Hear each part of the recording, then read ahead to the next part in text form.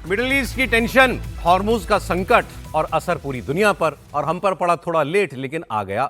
दुनिया भर में ऑयल क्राइसिस और ऑयल प्राइसेस दोनों से हाहाकार मचा हुआ है। अभी तक इससे अछूते थे, मतलब दाम तो नहीं बढ़े थे हमारे यहाँ। बहुत प्रयास भी हुआ कि भाई बड़ी ना बढ़ाने पड़े, लेकिन आखिरकार पेट्रोल और डीजल की कीमत बढ़ा दी गई है। जिस तरीके से इंटरनेशनल मार्केट में क्रूड ऑयल की कीमत बढ़ती जा रही है, अब बड़े ही लेवल पर है। अब तो ऑयल कंपनियों को जिस तरीके से हजारों करोड़ का नुकसान हो रहा है, एक एस्टिमेट बताया था पेट्रोलियम मंत्री ने कि रोज 1000 करोड़ रुपए का नुकसान होता है। यही था ना सर? यही था। अब 76 दिन की जंग के बाद भारत ने भी पेट्रोल और डीजल की कीमतें बढ़ गई। देश भर में पेट्रोल और डीजल दोनों 3-3 रुपए पर लीटर महंगा हो गया है और सीएनजी की कीमत भी 2 रुपए प्रति किलो बढ़ा दी गई है। ऑयल और गैस की कीमतों में ये इजाफा होगा, इसका अंदेशा तो अब सभी लोगों को था, बस कब होना है यही बात रह गई थी। हमारे यहाँ भी पूरा पैनल सहमत था कि भाई दाम तो बढ़ेंगे ही, आज नहीं तो कल बढ़ते। अब सवाल यह है कि जिस तरीके से बाकी देशों में 30% से लेकर कहीं कहीं तो 50% भी ऑयल प्राइसेस बढ़ा दी गई हैं, हमारे देश में ये जो बढ़ोतरी की गई है, क्या अब हो गया इतना ही था या अभी और आगे बढ़ेगा, ये सवाल है। और प्राइम मिनिस्टर ने 5 दिन पहले 2 बार देशवासियों से पेट्रोल डीजल को कम खर्च करने की भी अपील की थी। इसलिए भारत में ये बात चलने लगी थी कि तेल कंपनियों के ऊपर प्रेशर है कि वो दबाव बढ़ाएं। इनफैक्ट अभी भी ये कहा जा रहा है कि 3-3 रुपए से कुछ होगा नहीं, 15 से 20 रुपया, कुछ लोग तो इससे भी बता रहे हैं 15 से 20 रुपया मिनिमम उनका शॉर्टफॉल है अभी भी पर लीटर पर तेल कंपनियों का। तो ये जो 3 लीटर अभी बढ़ाया गया है, ये अभी के प्राइसेस के हिसाब से 3.2% बनता है। इतनी बढ़ोतरी हुई है, तो क्या अभी और होगी, इसकी बात हम करेंगे। जो रिएक्शंस आ रहे हैं वो भी हम आपको बता दें। कांग्रेस ने मोदी सरकार पर हमला बोला और प्रधानमंत्री मोदी को महंगाई मैन कहा है, महंगाई मैन। अखिलेश यादव ने कार्टून शेयर करके लिखा है कि आगे बढ़ना है तो साइकिल ही विकल्प है, क्योंकि साइकिल उनका चुनाव चिन्ह है। कार्टून में एक शख्स समाजवादी टोपी में साइकिल पर सवार है और वो कह रहा है कि हमने तो पहले ही कहा था साइकिल से बेहतर कुछ नहीं है। अब कांग्रेस पार्टी इस पर क्या कह रही है, एक रिएक्शन आपको दिखा देता हूं। उनके सांसद इमरान मसूद क्या कह रहे हैं। अखिलेश यादव साइकिल से ही चलते हैं। धीरे धीरे झटके लगेंगे। ये 20 रुपए बढ़ेगा, 20 से भी ऊपर ना चला जाए, ये इनके हाथ में नहीं रहा है। अब लकीर पीटते रहिए, अब तो धीरे धीरे झटके दीजिए और देश को भुगतान के लिए तैयार हो जाना चाहिए। चूंकि देश को भुगतना है, अब सोने के ऊपर, अभी खाने के ऊपर भी आ जाएगा कि रेस्टोरेंट में खाना मत खाओ चूंकि गैस नहीं मिल रही है, ट्रैवल मत करो, खुद ट्रैवलिंग में इनकी कमी नहीं होगी। तमाशे हो रहे हैं कि रिक्शाओं से विधायक जा रहे हैं, मोटरसाइकिल पे मुख्यमंत्री जा रहे हैं। अरे कितना तेल मुख्यमंत्री रिक्शाओं में, प्रधानमंत्री के एक आयोजन पे जितना खर्च हुआ है इतना है, एक साल में नहीं खर्च कर सकते, सबका इकट्ठा करके भी लगा लो आप। और प्रधानमंत्री जी को पार्लियामेंट बुला करके पार्लियामेंट को बताना चाहिए कि देश के अंदर हो क्या रहा है, किस परिस्थिति की तरफ आप लेकर जा रहे हो। कभी आप लॉकडाउन की ओर इशारा करते हो, कभी आप सोने खरीदने के ऊपर रोक लगाते हो, सोने का दाम एकदम ऊपर चढ़ता है, कल चांदी का दाम ऊपर चढ़ा फिर धड़ाम से नीचे गिरा। आप कहाँ क्या करना चाह रहे हो, कहाँ खड़ा करना चाह रहे हो, कुछ समझ में नहीं आ रहा है। लेकिन ये तो वैश्विक संकट है, लेकिन अगर सही रहते, सही निर्णय हो जाते तो हम इस संकट के अंदर ना फंसते। पहली बात तो मैं नहीं समझ पाया कि इमरान मसूद जी इतना खुश होकर क्यों ये बातें बता रहे थे। अभी तो 20 रुपया और बढ़ेगा, मतलब जैसे वो चाह रहे हैं कि 20 रुपया बढ़े तो मोदी सरकार को और पीट पाए हम। ठीक है, वो उनका काम है सरकार की कमियां निकालना, लेकिन मतलब डिस्कशन कीजिएगा। अखिलेश यादव साइकिल से लखनऊ से दिल्ली आते हैं या एक शहर से दूसरे शहर जाते थे तो, या जाते हैं तो साइकिल से आते हैं? सर सरकाजम, आप विजय जी के साथ रह के सरकाजम नहीं समझे अभी तक? नहीं, मैं तो ऐसे जानकारी के लिए। नहीं, अब ये जो बात है वही बात जो इन्होंने कहा, अभी तो 20 रुपया बढ़ेगा उन्होंने कहा। दुनिया भर में दाम बढ़े, दुनिया भर में बढ़े, इनफैक्ट भारत में सबसे लेट बढ़े, ये सबसे कम बढ़े, सबसे कम बढ़े, सबसे लेट बढ़े। तो पहले तो ये बात करें क्या अभी और बढ़ेंगे? ये जो बताया जा रहा है पर लीटर अभी भी 20 रुपया 25 रुपए का नुकसान हो रहा है तेल कंपनियों को, ये बात तो सच है। तो क्या वो सारी भरपाई करने के लिए उतना ही बढ़ाना पड़ेगा दाम? देखिए, सरकार की हर संभव कोशिश है कि जनता के ऊपर किसी तरह का बोझ ना बढ़े, और मुझे लगता है प्रधानमंत्री मोदी ने लगातार 2 दिन जिस तरीके से अपील की थी देश की जनता से कि भाई अपना पेट्रोल डीजल का कम इस्तेमाल करें, पब्लिक ट्रांसपोर्ट का ज़्यादा इस्तेमाल करें, तो मुझे लगता है कि प्रधानमंत्री चाहते हैं कि भाई जनता के ऊपर बोझ कम पड़े, लेकिन अब स्थितियाँ इतनी अपरिहार्य हो गई होगी तो सरकार को लगा होगा कि भाई 3-3 रुपये भी बढ़ा दिया जाता है पेट्रोल डीजल के ऊपर, और फिर आने वाले समय में अगर स्थिति और विकट होगी तब देखेंगे। सरकार चाहती तो एक बार में 10 से 15 रुपये भी बढ़ा सकती थी, लेकिन सरकार ने 3 रुपये बढ़ाया। और मुझे लगता है कि पूरी दुनिया में जिस तरीके से पेट्रोल डीजल की कीमतें बढ़ी है, जितने पहले बढ़ा दी गई है प्रधानमंत्री मोदी ने, और भारत के अंदर अगर आप देखेंगे तो बहुत देर से कीमतें बढ़ी है और सबसे कम कीमतें बढ़ी है। ये बताता है कि केंद्र सरकार की पूरी इच्छा थी कि जहां तक हो सके देश की जनता को इस महंगाई से, इस बड़ी कीमत से बचा के रखा जा सके। लेकिन चूंकि यह मामला वैश्विक संकट का है, अभी तक स्टेट ऑफ हॉर्मुज से कोई नॉर्मल डिलीवरी शुरू नहीं हुई है, वहां से भी जो स्थितियां बनी हुई है, सरकार जानती है कि संकट लंबा चलने वाला है। ऐसे में सरकार ने मुझे लगता है प्रिवेंटिव स्टेप लिए और तेल कंपनियों को जो घाटा हो रहा था उसके लिए 3 रुपये बढ़ा दिए हैं अभी।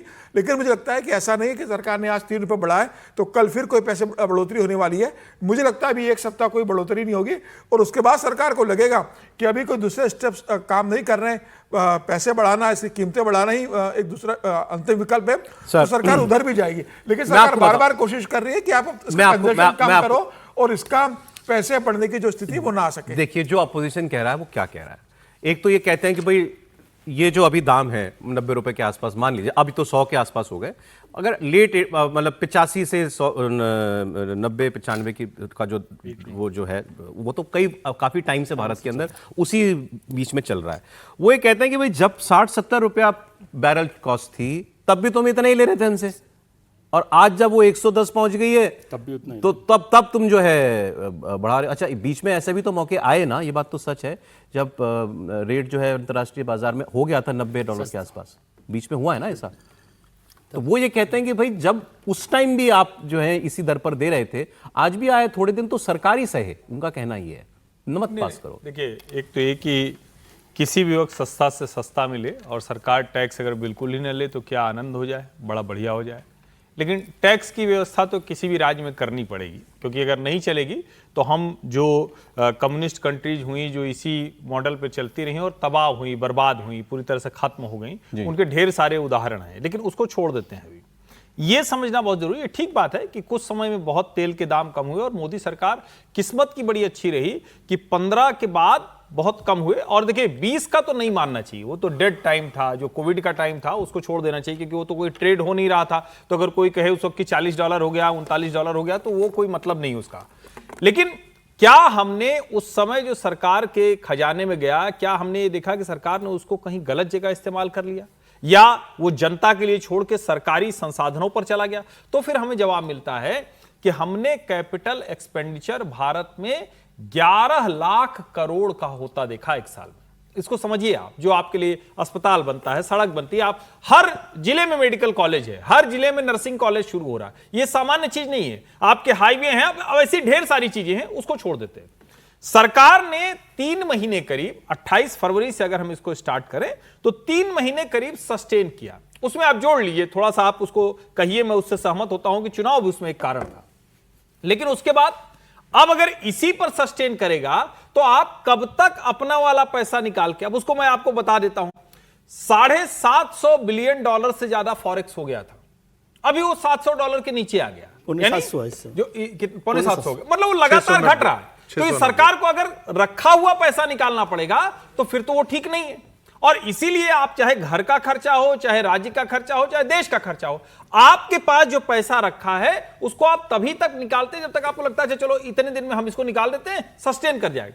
अब ये लगता है कि सस्टेन नहीं करेगा, तो मुझे लगता है ये जो लॉजिक आता है इस पर स्पष्टता हो जानी चाहिए कि ऐसा नहीं कि सरकार ने उस वक्त पैसे लिए, ज्यादा नहीं किए तो इसका मतलब वो कहीं और खर्च हुए, वो कैपिटल एक्सपेंडिचर पर खर्च हुए। और दूसरा, 4 वर्षों से तेल के दाम कोई बढ़े नहीं है, इसका मतलब सरकार ने उसको सस्टेन किया और वो उसका अलग से लाभ नहीं लिया। अभी जब हुआ तो एक्साइज ड्यूटी पेट्रोल डीजल दोनों पे 10 रुपया घटा दिया। आपने जो बताया कि भाई हाँ ठीक है, मोदी सरकार किस्मत की धनी रही, पेट्रोल प्राइसेस काफी लंबे समय तक कम थी और उन्होंने उस पर मतलब उस पर अच्छा टैक्स वसूला गया और वो इस्तेमाल भी हुआ देश के कामों में, इंफ्रास्ट्रक्चर बने, ठीक है।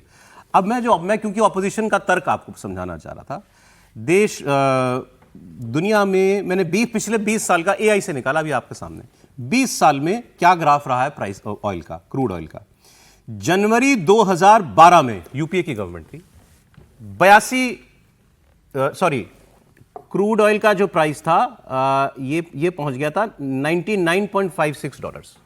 जनवरी 2012 में, जनवरी 2012 में भारत में पेट्रोल का दाम क्या था? दिल्ली में था 65 रुपया। ये है आर्ग्यूमेंट कि भाई हमने भी $100 देखा है, लेकिन तेल हमने 60 पे दिया है, 65 पे दिया है, 70 पे दिया है। तो ये पहली बार नहीं हो रहा, यही आर्गुमेंट है ना सर? बिल्कुल ठीक बात है। बस सर इसमें एक चीज जोड़ दूं, बड़ा अच्छा किया ऑयल आपने। बॉन्ड, एक मिनट ऑयल सर, बॉन्ड वो का छोड़ तो दीजिए जिक्र सर। कर लेना छोड़ चाहिए। दीजिए, ऑयल बॉन्ड आप छोड़ समझ देते सकते हैं, वो उसको छोड़ देते हैं। वो सबको ध्यान में है कि ऑयल बॉन्ड लिया, उसका बाद में भरपाई भी हुई। लेकिन उसको तो बहुत पैसा ले ये लिया जानना बहुत जरूरी है कि जरा उस वक्त का आंकड़ा एक और खोजिए, अंडर रिकवरी कितनी थी। आप इसको समझिए ना। मैं ये कह रहा हूं कि ठीक है भाई, हम सस्ता तेल दे रहे हैं और हम उसके बाद आप ही के खजाने से निकाल कर कह रहे हैं कि ये पैसा हमने तेल कंपनियों को दे दिया। ये समझना पड़ेगा। बात एक ही- दूसरा एक ही बात है। दूसरा एक बात और मैं बताता हूं कि ये भी जानना चाहिए चलो कि सर। पिछले कुछ समय इस पे में थोड़ा सा रिफाइनिंग हाँ, बोलिए, में जो पाइपलाइन है और जो दूसरी चीजें हैं उस पर कितना इन्वेस्टमेंट ऑल राइट, ठीक है सर, बोलिए। नहीं, दो तीन बातें हैं। एक तो ये कि जो आपने बताया 2012 का 60 रुपये, वो जो अपोजिशन करता रहा, और फिर अभी जितने साल में, कितने साल में 60 रुपये पर चल रहा था, $60 पर, उसको भी देखिए कि कितने साल तक चलता तो रहा। रेट और हमारा आप- 80 के ऊपर था और रुपया। आप 90 रुपये पे, 85 रुपये पे, 80 रुपये, जो भी समझ लीजिए, वो चलाते रहे। फिर हमने अभी देखा कि 25 में 2025-26 तक हर तेल कंपनी का मुनाफा करीब करीब 70,000 करोड़ रुपए था एवरेज। 4 बड़ी कंपनियां, उनका एवरेज 70,000 करोड़ रुपए था। तो वो क्या 70,000 करोड़ रुपए हमने ख़त्म कर दिए। और दो चीज़ों को अलग अलग कीजिए। जो कैपेक्स में जो पैसा लग रहा है वो सरकार के टैक्स का पैसा है, कंपनियों के मुनाफे का पैसा देश के विकास में काम में नहीं आ रहा। और यदि आप ये कह रहे हो कि तेल की पाइप लगाइए, तो ये धंधा आप कर रहे हो, मुझे क्यों एहसान दिखा रहे हो?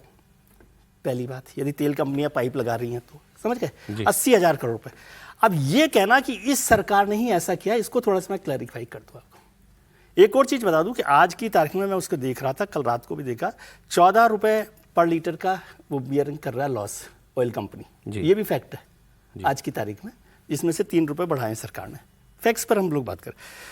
अब मैं देख रहा हूँ दुनिया के कितने देश, गिनने है टाइम हमारे पास, हाँ बोलिए बोलिए आप। क्योंकि 50-60 देश हैं इस समय जिन्होंने तेल के दाम को कंट्रोल रखा है इस पूरे क्राइसिस में। और ऑस्ट्रेलिया, जर्मनी, यूरोप के कम से कम 1 दर्जन देश हैं, Italy, Spain, Germany, Austria, France, UK, पुर्तगाल, Sweden, Poland, Romania, Croatia, Hungary, Slovenia, Norway, Netherlands, Ireland, लिटविया।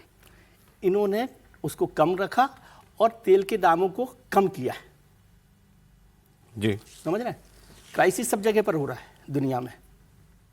सुन रहे हैं आप बात? मैं सुन रहा हूँ आपकी बात। तो दुनिया के कम से कम 50 देश हैं, 50 से ज़्यादा ही देश हैं मैं देख रहा हूँ, जिन्होंने तेल के दाम को इस क्राइसिस के बाद भी न तो बढ़ने दिया, बल्कि आधे दर्जन देश हैं जिन्होंने कम कर दिया है तेल की प्राइसेस को। सर उसमें थोड़ा, अभी आपने जो देश बताए उनकी आबादी की भी बात नहीं, करनी नहीं, पड़ेगी। तो मुनाफा भी तो आपका बड़ा होता है जब बड़ा कमाते हैं। तो ये आबादी तो हमेशा, डेमोग्राफी को आप कैसे देखते हैं? अभी तक तो, कल तक तो आप डेमोग्राफी डिविडेंड की बात कर रहे थे और आज आप आबादी को कर्ज कर रहे हैं।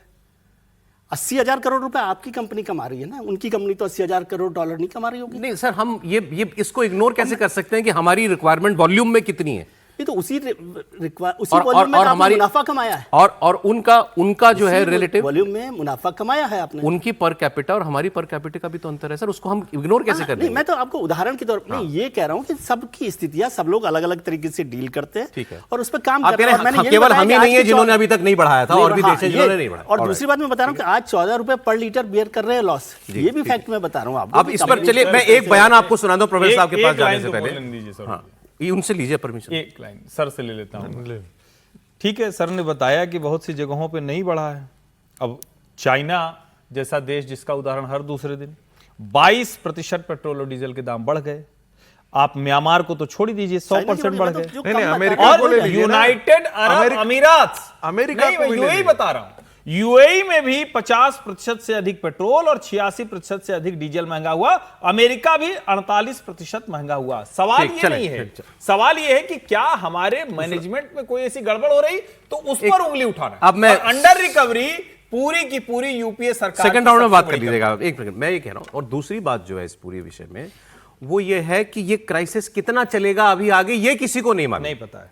भाई हमको ये मालूम हो कि भाई देर सवेर अभी ये महीना 2 महीना खत्म हो जाएगा, उसके बाद नीचे आ मैं जाएगा। तो अभी इसमें सपोर्ट कर रहा हूँ ना, मैं ये हाँ, कह रहा हूँ हाँ। कि भाई आप तो बल्कि 14 रुपए की बजाय 3 रुपए पर अभी हमको 14 नहीं रुपए मालूम लॉस कि कर ये रहे हैं। कितना चलेगा, इसलिए अभी से अपने लॉसेस कट करने हमको पड़ेंगे। ये इसके पीछे ये भी धारणा है। दूसरा सर, मैं दिखाना चाह रहा था सिंगापुर के प्रधानमंत्री का बयान, आप बोलिएगा उसके बाद। मैं पर्सनली सर और एक्सपर्ट जा भी रहे साइंस हैं के, आप जाने वाले मैं सिंगापुर वालों की बातों को थोड़ा सीरियसली इसलिए लेता हूं क्योंकि ये साफ साफ बात करते हैं।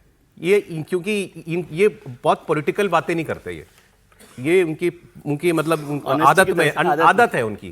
क्लियर जो जैसा है वैसे का वैसा बताते हैं। इनके प्रधानमंत्री को आप सुनिए, ये कह रहे हैं, इन्होंने तुलना की है ये 1970 के ऑयल क्राइसिस से और कहा है कि ये तेल संकट दुनिया को एक बड़ी आर्थिक मंदी की ओर ले जा सकता है।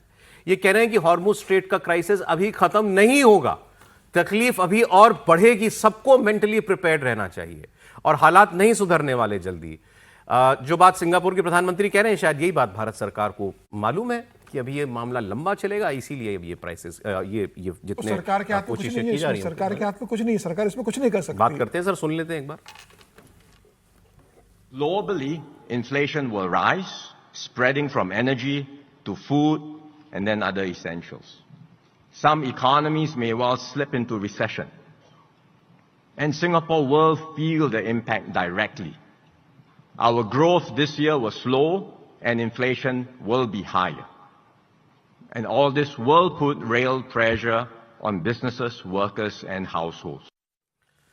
सर ये बात जो कह दी इन्होंने, लंबा चलने वाला, इन्होंने ये भी कहा है कि आज भी खुल जाए स्ट्रेट ऑफ हॉर्मुज तो महीनों तक कुछ चीज नॉर्मल नहीं होगी। लेकिन इस पर हम बात करेंगे, लेकिन विजय जी वाला को कैसे तो छोड़ दिया टॉपिक जाए?